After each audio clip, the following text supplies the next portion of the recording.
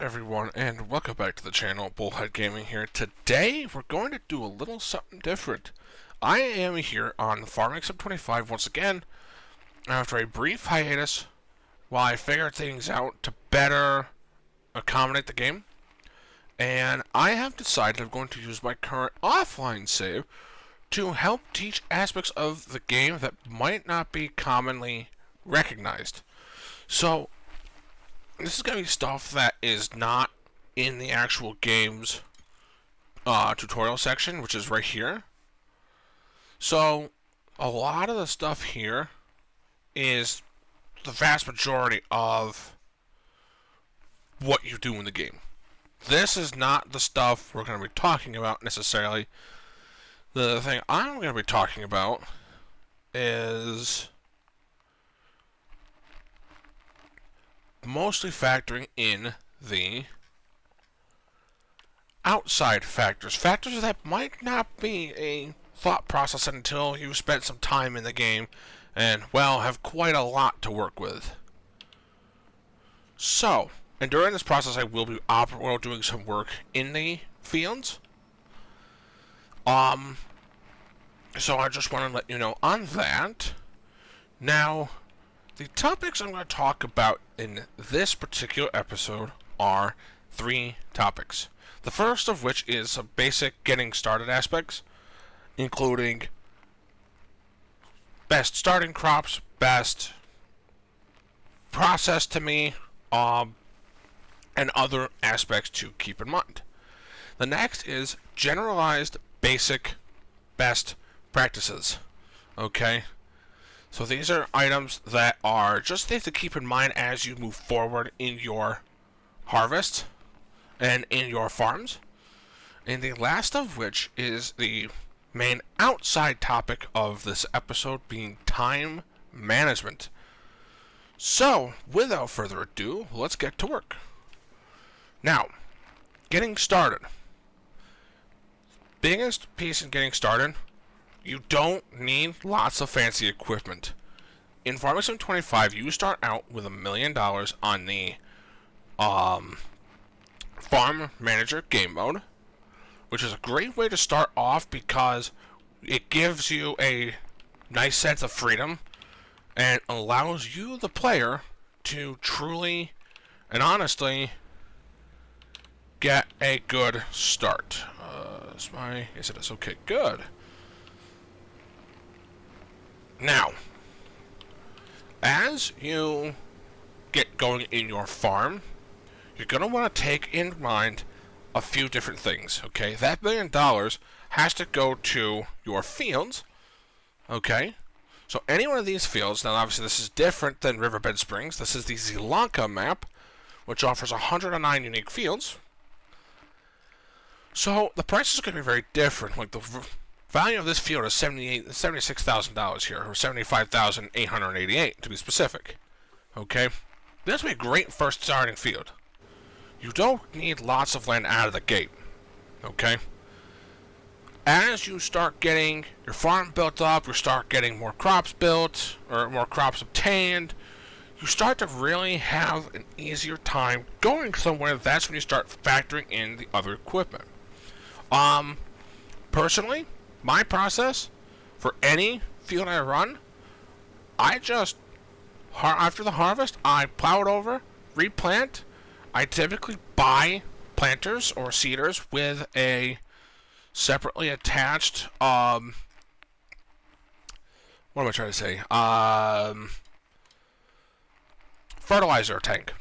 So in the case that I have the Citon, Amazon Citon 15001, which is over here somewhere, which for some reason is not appearing, but that's okay. I also have the Kinzei 4905 Blue Drive. Now, those are expensive, okay? We're talking expensive. We are talking fairly expensive. So the Citon alone is $206,000 here, okay? However, you get full variety of all these crops, plus a solid fertilizer tank. The Blue Drive is $250,000 here. Also, very expensive. Also, a big fat yikes because wow, it hurts. You look at that price and you're like, oh my. But it's one of those things that it's a gift. It'll be a gift that keeps on giving because it's one less thing you have to use and less money you have to spend. Okay? Now, the plow I use is modded. Okay? It is the Lizard 7 SM82 SM72 mod, and I use the SM82, which is a 26 meter plow. Hence why the tractor, the Valtra S376 over there, is mounted with a front weight. I often struggle with trying to make that work. I'm probably going to have to wait on my wheat field because at the rate I'm going, with all the snow on the ground, I'm not going to see the doggone straw. I'm not actually going to get any straw. But anyways, the plow itself is a big reason for large-scale completion and large-scale work because it makes time easier. It makes you spend less time trying to get things done. Now, once you have obviously your plow, a planter, or a seeder, the next thing you really want to factor, because it actually does cool things like getting the field ready and to going to the harvest process, fertilizer spreader. Okay. Oh, you're new. Oh. Okay. I might be turning the line back on this save. Huh. That's okay. Anyways, but as I'm just seeing that, oh, I need this. So, fertilizer spreader, okay? I always go with this one. I always go with the Amazon ZGTS 10001. It is the best price. It is the best it can offer, other than the Strewmaster, which I didn't even know this was here. I might be investing in that in the future. Alright, you're full. I gotta back you up a little bit so I can line you up. There we go. Just keep an eye out because it's strange how the factoring works. But anyways, now, once you have your basic equipment, whether you want to choose to get a small sprayer for weeds, oh boy. While I'm sliding in the snow, come on you. There we go. Apparently it did not like full speed right there. Oh well. Once you have your basic process, which is if you want to take the plow route with me like I am, you won't need a sprayer. Clears out the weeds for you. Little fun fact. You want to then consider your harvester. Now, I have on this particular save the use of the government subsidy mod. Oops, don't turn that off. Which I'm just going to use this guy real quick. Well, that's emptying out. So those signs there, right here in the little dirt road that is plowed over because of my sorghum, that little sign, all these signs are $4,000 a month, and these help with things like seed, fertilizer costs, and worker costs, mostly. I don't really use these for large-scale purchasing. However, they do help a lot. Now, if you don't choose to use that, that's where time and money management will come into play later in the video. But I paid for, at least for the S7800, I'm going the wrong way, I got the S7. The S7800, just like you see here. Actually, so the basis of it is as simple as this. This particular harvester on a lease costs this much, and then you pay out the per work day, per work hour. Okay. Leasing, we're wonderful and extremely convenient for larger fields and not being able to afford something. Not a great idea to start with. Again, I have the government subsidy mods. You on your save might not use them. Personally, I would always recommend either the Evian 450 or the MF 8570. Okay, it depends on how much money you have left over. Because you gotta be able to buy both this and the harvester, so the header itself, possibly the trailer if you need it. But I mean, this is a 6-meter trailer, 6-meter header, so not a very large header. But one of these two here shouldn't do the trick for the time being, which will then help you get further. And yes, I know I'm hopping in and out of menus a lot. I just want to make sure that when my harvester is done, I can change the rows out. Now, if you don't choose to do traditional grain, okay, forage harvesting, this avoid, because this is going to be expensive. I mean, the basic equipment, yes, you can do this, and then, but you also have to get this, you have to get this, or you don't have to get this, but you have to get this. Front, you might have to get weights for the back. But forage harvesting is its own thing. This is typically used for feed and silage for sale. But the other thing you can do is baling, which is these two tabs right here. Okay? Baling is tedious, but extremely profitable when you do it the right way. Now, if you take the right route, like myself, I went with, well, I actually have this one here, this coon here, and I also have the coon rear mount as well. Alright? If you choose to go this route, you can either make hay, you can combine it to bulk it into silage through a bunker silo, or you can wrap it for silage. But the choice of how you start is totally up to you. Roughly, the process will remain the same. You need something to clear your field, something to plant your field, and then something to improve your field. Now, oh hey, the snow's gone. What the? I'm just sitting in a menu for like an extra 10 seconds, and it's like, oh, snow's magically gone. Okay. Very well. I'm not here to question that anymore. I've learned not to question the things in this game.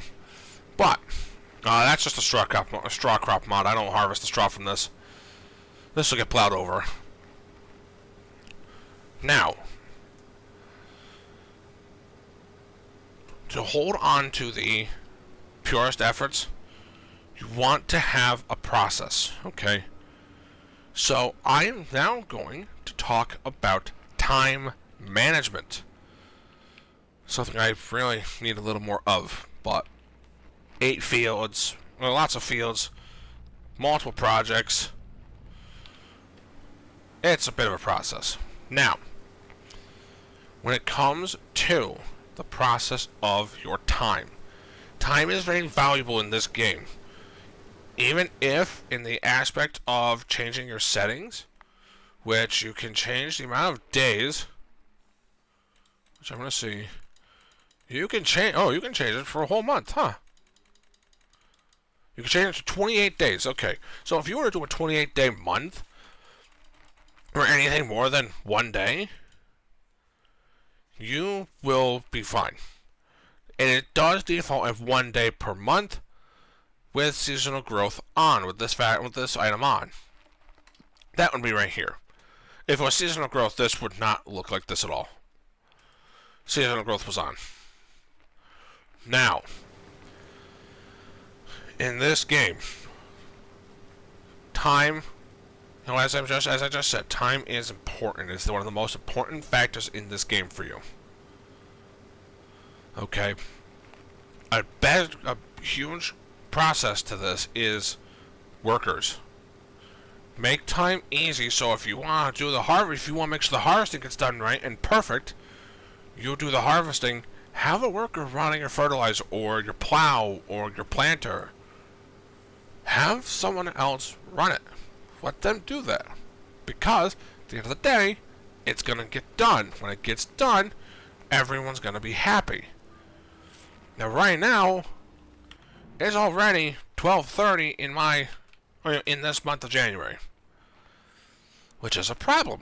Because I start to harvest a wheat field, plant a wheat field, and replant this field. Oh, and I also have to sell this sorghum because I have great demand at the grain mill where my truck is currently sitting. Ooh, let's see, I almost smoked my own harvester. How do you like that? Sad part is I have done that in the save. Just completely ram in right into it. Now, workers might not get it all done in one shot, but that's okay. It's easier to hire the worker to do the bulk of the field, especially in large enough fields like Field 49 here. Oh, hold on. Gonna save. Okay. Thank you for interrupting me, automated system. Now, Field 49 itself is a 10.6 acres, okay? This is a big field. But, at the end of the day, it's got length over getting anything else. Now, when I get done with this field, what's going to end up happening is I'm going to use that tractor, that Valtra there, to run the plow, okay? Which, I totally blanked on saying this, and I apologize. You want a large tractor, if you want to get a good tractor that's good for starting out, this Valtra is total insanity. Has the best range of units, and its pricing for a 370 horse, only $275,000 with nothing else. And if you want the Fend, which I loved my Fend, I actually had one of these and two of these in 22. I loved these guys. These actually have... Oh, man. That's actually cool. I didn't know they had that special edition in it. But the Valtra S Series and the Massey Ferguson MF9 models, really good option. I mean, right there, that's 370 horse. And it's only, what was it again? It's only a couple grand higher than the Valtra. Alright. That's something to put into perspective too, is your tractor. Always make sure the tractor's horsepower, the HP value, is higher, or the same or higher, than the equipment you're running. If it is lower than the equipment you're running, it isn't going to run according to how it should, thus creating a problem. Because you're going to either be slower, it might not move as easily, or might have a harder time turning, anything like that. Okay? So always make sure you look at the horsepower requirement, which is right here, right next to the engine symbol. Always make sure you look at that before choosing what you use. Okay? Now, back to time management. While workers are doing certain things, you could take care of other things. Like in this case, I'm going to hire a worker here. I'm going to send this guy over to take care of my wheat field. And when that's done, I'm going to have my Zator tractor, which is this guy. I won't get in it because I want to finish this harvest. My Zator, I'll hop in, grab my Heston baler, sitting in the shop right now, and harvest, or pick up the straw. Because that bale and bales are going to get used for my bale shredder and straw pellet creator, which would be the Chrono Krone Big M, not Big M. Where's that? There it is. The Krone Primos 5000. This does have, again, the attachable, bale shredder. I want to actually see the difference because in my last videos, I tried to use the straw harvester, the straw pellet creator, the Primos 5000, and that was going to take a while. So, always find a way to save time. Whether it's a worker, whether it's a piece of machinery, whether it's making a schedule, which is an excellent way to maintain your work, is your schedule. Okay. Every time I sleep and reset and head to the next month, I'm doing something somewhere. Okay? It is wonderful. If you want the idle time, then yes, plant all your fields. But you have to remember, how much time do you really want to spend harvesting in a single day? If you keep it the single day month. If you don't have the single day month, then sure. That's a totally different situation. But if you have a single day a month, you have to plan on making sure your harvest goes exactly to plan. Alright. Now,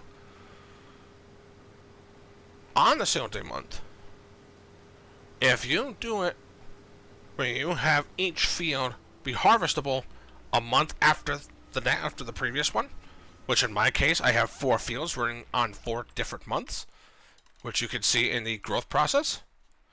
So I just planted this one last month, which would be last night actually, for when I'm recording this. I just planted this field last night. This field was planted 2 nights ago. This field was planted 2 nights ago. But it will literally go 49, 44, 42, 3, and 5. Or no, this is last, sorry. 47, then the 3, and then back to here. This field... Did I do that? Okay, good, I did. I don't actually remember if I did. I didn't remember if I did that. Of course, my... Oh! Well, there's that is. I didn't realize it was down here. Anyways. So, I still have to replant this, which I will do soon. This was 2 months prior I planted. So I'll plant this one 1 more month out, and then I will plant this one a few months out. So, that schedule means every 3 months, one of these fields will be harvested on top of one of these 4. Now, in the very near future, I will be getting a separate dedicated harvester for these fields, so I don't have to move this all the way across the field, all across the road every few months, sorry. So I can save time.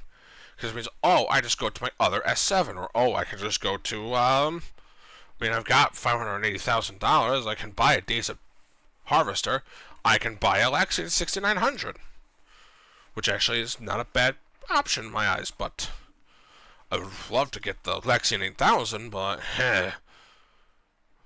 price tag is up there. But I could buy the Lexion 6900.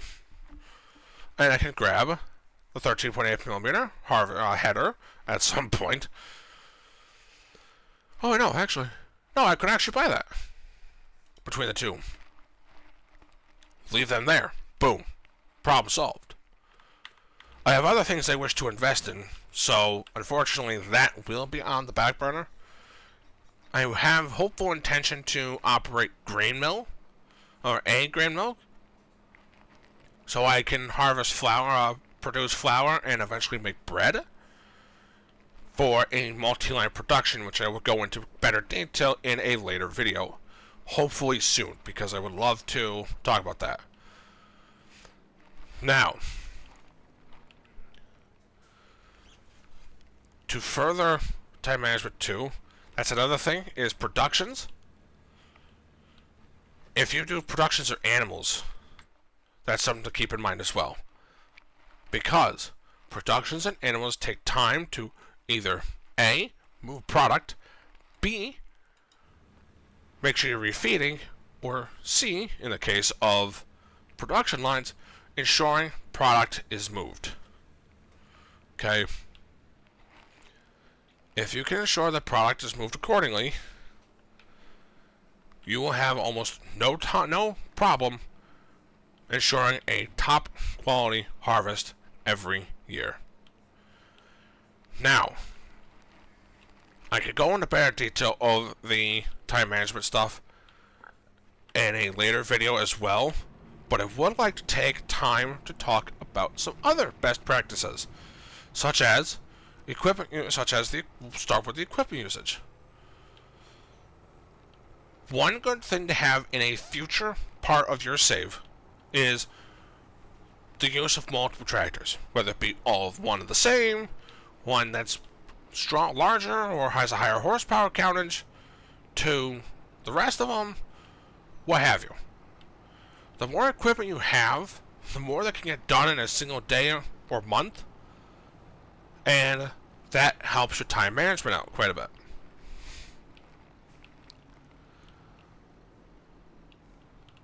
Oh. Just ran over someone too in that process. Whoopsies. Sorry. Ah, yeah, look, you're walking fine. I don't need to worry about insurance or anything. Just completely create a hit and run. Whatever. You know. But it's always good to have the right equipment for the job, because the right equipment will always help you out. It saves you struggle, it saves you time, and it helps you make money faster.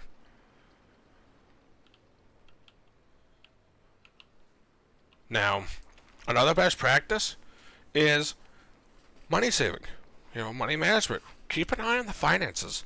If, like in this particular case where my harvest ended up boasting a lot of extra cash, and cash I can really work with, of course I'm going to use that money. In this particular case, I am going to use my money for flour production. I won't get it started until after I can get the bakery bought, but that's a different story. Huh? Okay. We're ready for bread. 90 flour produces that 120. Oh my god. That is a lot better. Still 2-1, which is exactly what it was in 22, but okay. Anyways. Looks like the gears are grinding for me. Now, to further the best practices in money management, you never, ever, ever want to overspend or realize you made a mistake. So a great best practice to help your money management is understand what you truly need. Don't worry about wants right away, okay? If you worry about your wants, you're not going to have money for your needs in this game. That's just the way it works. I've told a friend of mine this who sometimes struggles with impulse buying. He's a good guy all in all. Sometimes he just impulse buys in this game. Again, not a huge issue, because a lot of times he was spending or leasing equipment just to have some fun with it. But that uses your money. That use of money creates an issue for you, or for your own farm. And thankfully he ran a separate farm, so it really didn't affect mine at all. That is the biggest thing to factor in all this, is if you don't feel you need it, don't get it. Wait. If you can find use for it, like in the case of other vehicles, it is quite helpful to invest in one of these later on, but not right away. Which is the big factor. Okay? You always want to look at, what do I have? What do I need? Never, hey, this looks cool, I'm gonna buy it. Another best practice that I always keep in mind. Do some good planning. You always want to sell at the little more obvious point of your highest point of demand. Now, for sorghum, which this is even higher than it was when I last saved, or when I last sold, which would be last night, sorghum sells in January at $1,446 per 1,000 liters. Okay, every price you see here is per 1,000 liters. Which actually, I don't even know if it actually tells you how much. But anyways, well, right now I could sell my wheat at a little over $1,000. I'm not going to, because I'm going to use it to make flour and bread, which sells for 3 times the value of my regular wheat. And flour, I can find the flour. Okay, I'm not blind. There it is. Only sells for a couple $100 more. Okay. So you always want to plan it out that every year you sell at your best time for demand. In the event of such items such as root crops, including sugar beet, potatoes, spinach, green beans, and peas, we'll throw in the vegetables too, which would be the red beet, parsnip, and carrots. In the action of those items, it is a lot harder to store them through silos. Okay? There is a root crop storage mod. It's like one of those oval type bunker looks. Actual bunker looks, not just a bunker silo, which I can show. I believe I have the mod for it. I don't know if I'm not gonna see it here. Here. There it goes. Where is it? So this is what they call a bunker silo. If I could find a flat enough land to show the whole thing. There we go. That'll do. So that's what they actually call a bunker silo. But this mod is root crop storage mod, which holds 1.1 million liters for some reason. Which is awesome. But this particular thing is a modded item that allows you to store your root crops.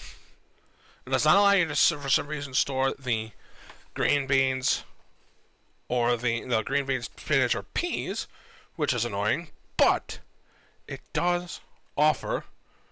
That's a lot bigger than. Ooh, actually, I might use this.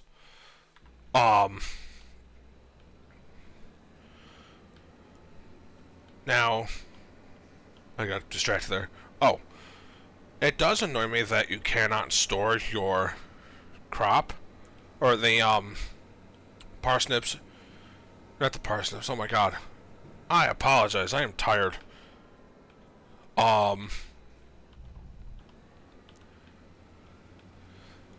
The green beans, peas, and spinach. It is quite annoying to that fact. You cannot store them properly, but it still is a welcome sight that you can store a majority of them, and thus creates a lot easier way to sell later. Okay, so that sale there is dedicated solely to the wheat. That's why it's here. And my other one, which has an attachment to it, which I should just because I can. This guy is for my sorghum. Okay. Now this has an extension next to it, which would be that third pillar here. This third pillar here is an extension that I invested in. So this alone, the silo is actually empty right now. Well, this silo is empty right now, but that's just because I sold my sorghum. Oops. There we go.